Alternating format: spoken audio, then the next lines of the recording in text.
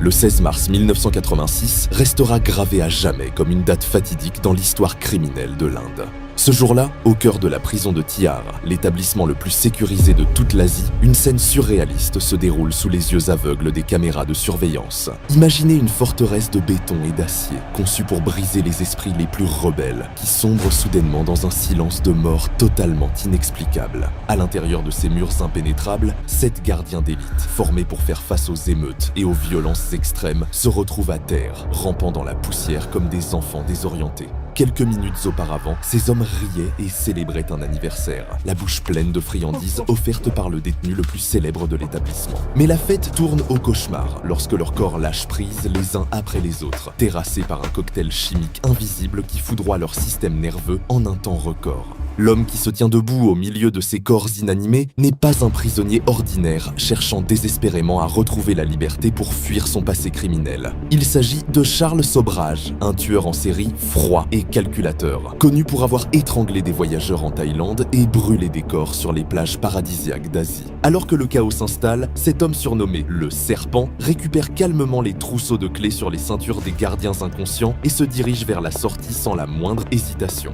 Dans les heures qui suivent, la panique s'empare des autorités indiennes qui ordonnent la fermeture immédiate de tous les aéroports et lancent une chasse à l'homme d'une ampleur inédite. Interpol diffuse une alerte mondiale, car tout le monde sait que ce prédateur a laissé derrière lui un sillage d'au moins 12 cadavres à travers tout le continent asiatique. Pourtant, ce que les enquêteurs et le public ignorent à cet instant précis dépasse l'entendement et défie toute logique rationnelle. Charles Sobhraj ne s'évade pas pour vivre libre, car il sait pertinemment que la liberté signifie pour lui une extradition immédiate et une exécution capitale en Thaïlande. Mais alors, pourquoi cet homme brillant risquerait-il sa vie pour s'échapper d'une prison où il vit comme un roi, seulement pour se jeter dans la gueule du loup? Comment l'évasion, cet acte ultime de libération, peut-elle devenir l'instrument le plus sophistiqué pour garantir son retour derrière les barreaux? Cette histoire n'est pas celle d'une fuite, mais celle d'une manipulation psychologique et judiciaire si complexe qu'elle ressemble à une partie d'échecs jouée contre 2 gouvernements simultanément.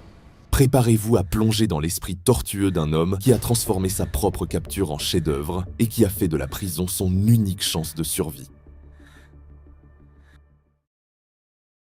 Pour comprendre la folie de cette évasion, il faut d'abord pénétrer dans l'univers étrange que Charles Sobhraj s'est construit derrière les murs de Tihar en ce début d'année 1986. Alors que la plupart des détenus s'entassent dans des cellules surpeuplées et insalubres, Sobhraj mène une existence qui ferait pâlir d'envie bien des citoyens libres de New Delhi. À 42 ans, ce criminel polyglotte qui manie le français, l'anglais, l'hindi et plusieurs dialectes asiatiques avec une aisance diplomatique a totalement renversé la hiérarchie carcérale. Les gardiens ne le considèrent plus comme un numéro d'écrou, mais s'adressent à lui en utilisant des termes respectueux comme « Sahib » ou « Boss », témoignant d'une soumission totale à son charisme. Son secret ne réside pas dans la violence physique ou l'intimidation, mais dans une compréhension machiavélique de l'économie souterraine et de la corruption humaine.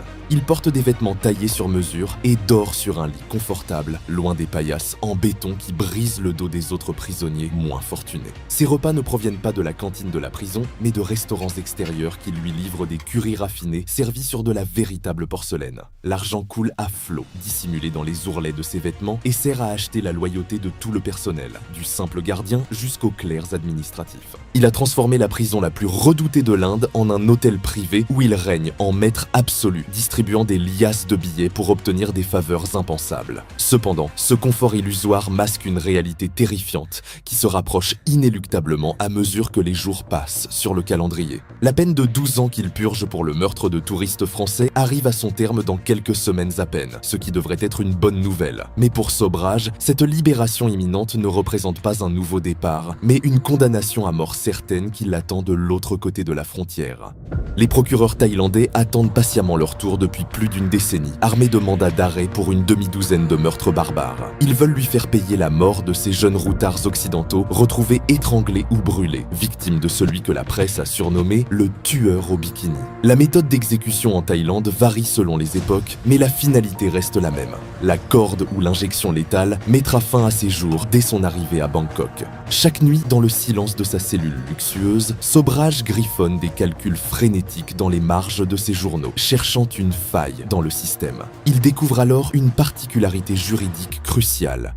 la loi thaïlandaise impose un délai de prescription de 20 ans pour les crimes de meurtre. Ces premiers crimes datant de 1975, cela signifie que s'il parvient à rester hors de portée de la Thaïlande jusqu'en 1995, toutes les charges disparaîtront comme par magie. Le calcul est d'une simplicité brutale, et s'il sort maintenant, en 1986, il meurt. S'il reste en prison jusqu'en 1995, il survit et redevient un homme libre. Mais comment forcer l'Inde, une nation démocratique avec ses propres lois, à le garder enfermé alors que sa peine est officiellement terminée? Il lui faut commettre un nouveau crime, mais pas n'importe lequel, car un simple délit ne suffirait pas à générer une instruction judiciaire de 10 ans. Il lui faut un acte si spectaculaire, si complexe et si humiliant pour les autorités que la machine judiciaire indienne mettra des années à démêler l'affaire. L'idée germe alors dans son esprit brillant et tordu. Il doit s'évader de la prison la plus sûre du pays, non pas pour disparaître, mais pour se faire attraper à nouveau. Le plan exige des complices, des hommes de main prêts à tout risquer pour une promesse de liberté qu'il n'a aucune intention de tenir. Il recrute 2 trafiquants de drogue condamnés à perpétuité et 4 autres détenus, leur faisant miroiter une nouvelle vie au Népal, loin de la juridiction indienne. Ces hommes ignorent totalement qu'ils ne sont que des pions dans un jeu dont ils ne comprennent pas les règles, destinés à être sacrifiés pour la survie du maître. Pendant 3 mois, Sobhraj se transforme en chimiste, accumulant patiemment des centaines de comprimés de somnifères et de tranquillisants. Il se procure du Valium et des barbituriques grâce à des gardiens corrompus, cachés dans des fruits ou des paquets de soi-disant vitamines. Dans le secret de sa cellule, il écrase ses médicaments pour en faire une poudre fine, testant méticuleusement les dosages pour trouver l'équilibre parfait. Il doit neutraliser les gardes sans les tuer, car un meurtre entraînerait une condamnation à mort en Inde, ce qui ruinerait tout son plan de survie. Pour valider sa formule, il réalise une expérience cruelle sur un chien errant, observant avec attention le temps qu'il faut à l'animal pour s'effondrer et se réveiller. Une fois certain de sa chimie, il intègre la drogue dans des pâtisseries indiennes riches en sucre et en huile, parfaites pour masquer le goût amer des sédatifs. Tout est prêt pour le grand spectacle, une représentation théâtrale mortelle où chaque acteur joue son rôle sans connaître le dénouement final, écrit par le serpent.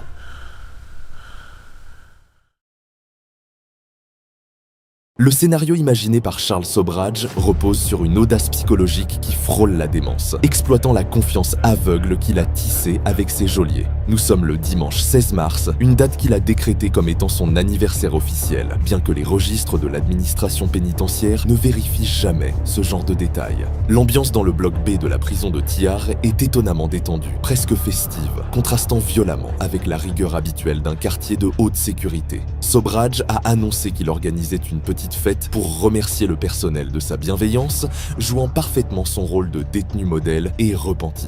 Des guirlandes colorées pendent tristement aux barreaux rouillés et un panneau bricolé proclame joyeusement « Joyeux anniversaire Charlie » au-dessus de sa cellule. Un gâteau à la crème, acheté grâce à la corruption d'un gardien, trône sur une table en métal entourée de fruits et de boissons, créant une illusion de normalité. Les gardiens, habitués à recevoir des cadeaux et de l'argent de cet homme affable, ne se méfient absolument pas et entrent dans le piège avec le sourire aux lèvres. Même le chef du bloc, l'officier le plus gradé présent ce jour-là, se joint aux festivités, scellant sans le savoir le destin de toute son équipe de sécurité. La scène est digne d'un film absurde. Des représentants de la loi chantent en chœur pour célébrer la naissance d'un tueur en série, tapant dans ses mains comme s'il s'agissait d'un vieux camarade. Sobhraj, avec l'humilité feinte d'un acteur shakespearien, les remercie pour leur gentillesse et leur amitié, renforçant le lien émotionnel avant de porter le coup fatal. C'est alors qu'il sort son arme secrète, une boîte dorée contenant des barfis, ces délicieuses confiseries indiennes au lait concentré, prétendument importées de Jaipur. Il sert personnellement chaque gardien, insistant sur la qualité exceptionnelle de ces douceurs, alors que chaque bouchée contient une dose massive de sédatifs. La gourmandise et la routine aveuglent les hommes qui avalent les gâteaux sans la moindre hésitation, l'un d'eux allant même jusqu'à en reprendre un second morceau.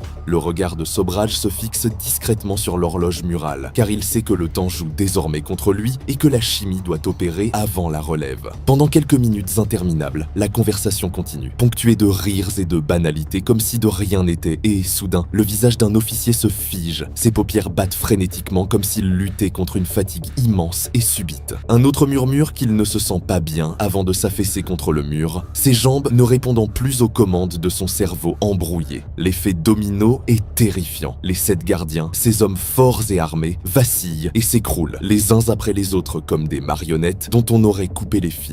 La drogue dissoute dans la graisse des gâteaux a envahi leur sang à une vitesse fulgurante, ne leur laissant aucune chance de donner l'alerte ou de saisir leur radio. En moins de 5 minutes, le silence retombe sur le bloc B, uniquement troublé par les respirations lourdes des hommes endormis sur le sol froid. C'est le signal que Sobhraj et ses complices attendaient pour entrer en action, transformant la scène de crime en une évasion organisée avec une précision militaire. Sobhraj récupère le passe-partout sur le corps d'un gardien affaissé et ordonne le silence à un complice qui commençait déjà à crier victoire prématurément. Dans un geste d'une ironie mordante, il traîne les corps inanimés des gardiens pour les enfermer à l'intérieur de la propre cellule de Sobhraj. Le monde est inversé, les geôliers sont désormais les prisonniers et les criminels détiennent les clés de la forteresse, prêts à franchir les portes vers l'extérieur. Sobhraj mène son petit groupe à travers les couloirs, imposant une marche lente et décontractée pour ne pas attirer l'attention des sentinelles postés sur les miradors. Ils marchent comme des ouvriers ou des visiteurs qui quittent les lieux après une journée de travail, affichant une confiance qui trompe l'œil vigilant des surveillants. Arrivé au dernier poste de contrôle, un garde derrière une vitre blindée les observe avec suspicion, la main posée près du bouton d'alarme. Sobhraj, imperturbable, s'approche avec son sourire légendaire et lance en hindi qu'il sorte faire une course urgente pour le bureau du directeur. Le garde hésite une seconde, sentant que quelque chose cloche,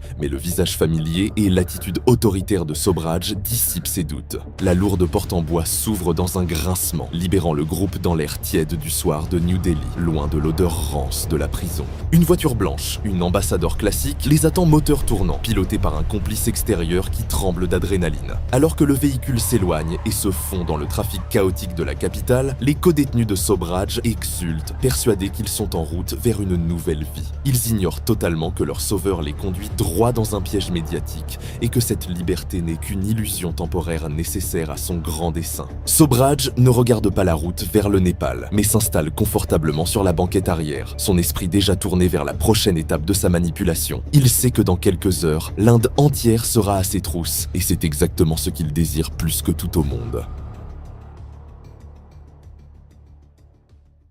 Le réveil est brutal pour l'administration pénitentiaire indienne lorsque les gardiens drogués émergent de leur torpeur, humiliés et enfermés dans la cellule de leurs prisonniers. L'alarme retentit enfin, déclenchant une onde de choc qui traverse tout le pays, transformant l'évasion en une affaire d'État prioritaire. Dès midi, les frontières s'y sont bouclées, les gares surveillées et les barrages routiers se multiplient autour de Delhi pour intercepter le fugitif le plus recherché d'Asie.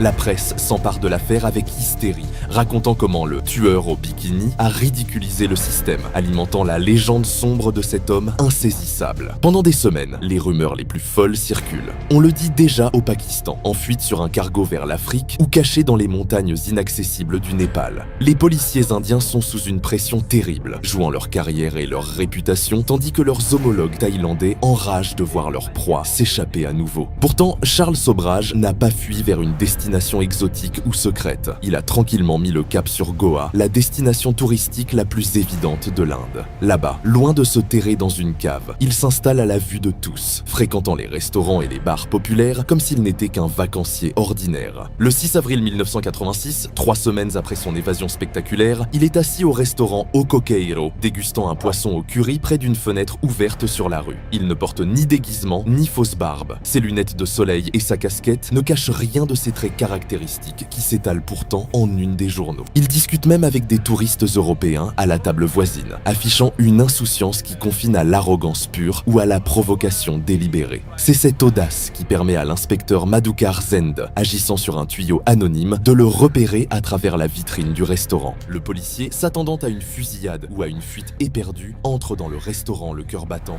mais la réaction de Sobhraj stupéfie tous les témoins présents ce soir-là. Lorsque Zend s'approche et prononce les mots fatidiques. Vous êtes Charles Sobhraj, vous êtes en état d'arrestation? Le tueur ne bronche pas. Il lève les yeux de son assiette, sourit calmement et tend ses poignets vers les menottes avant même que l'officier ne les ait sortis de sa ceinture.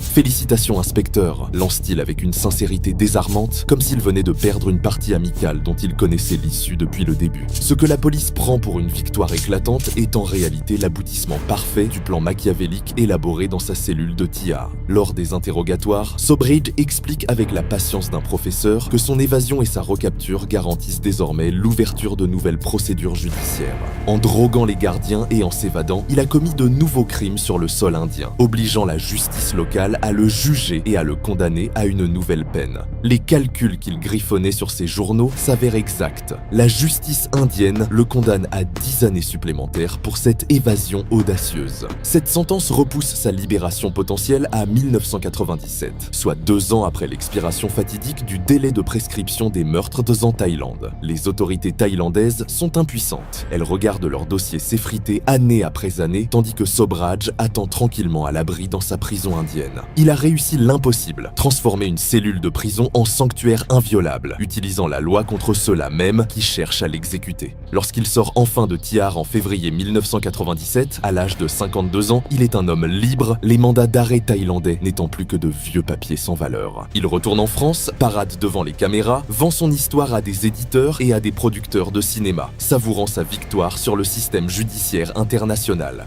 Mais l'histoire de Charles Sobridge nous enseigne une leçon cruelle sur la nature humaine et l'hubris démesuré des criminels qui se croient intouchables. L'homme qui avait tout prévu, tout calculé, finit par commettre l'erreur la plus stupide et la plus incompréhensible de sa carrière criminelle en 2003. Contre toute logique, il décide de retourner au Népal, le seul pays où un dossier pour meurtre est encore actif et où la prescription n'existe pas pour les crimes de sang. Pourquoi ? Est-ce par arrogance et par ennui, ou parce qu'il pensait pouvoir corrompre les juges népalais comme il l'avait fait avec les gardiens indiens ? Reconnu par un journaliste dans un casino de Katmandou, il est arrêté sans gloire, sans plan de secours et sans issue de sortie cette fois-ci. Condamné à la prison à vie en 2004, le serpent finira par passer près de 20 ans dans les geôles népalaises, loin du luxe et des privilèges de Tillard. Celui qui avait manipulé 2 nations pour échapper à la mort finit sa course comme un vieillard malade, libéré seulement par pitié humanitaire à l'âge de 78 ans. Son histoire reste celle d'une intelligence rare mise au service du mal, prouvant que même les plans les plus parfaits s'effondrent toujours face à l'incapacité du criminel à s'arrêter à temps. Charles Sobridge a passé sa vie à construire des prisons pour les autres, avant de réaliser trop tard qu'il s'était enfermé lui-même dans la plus impitoyable de toutes, celle de son propre ego.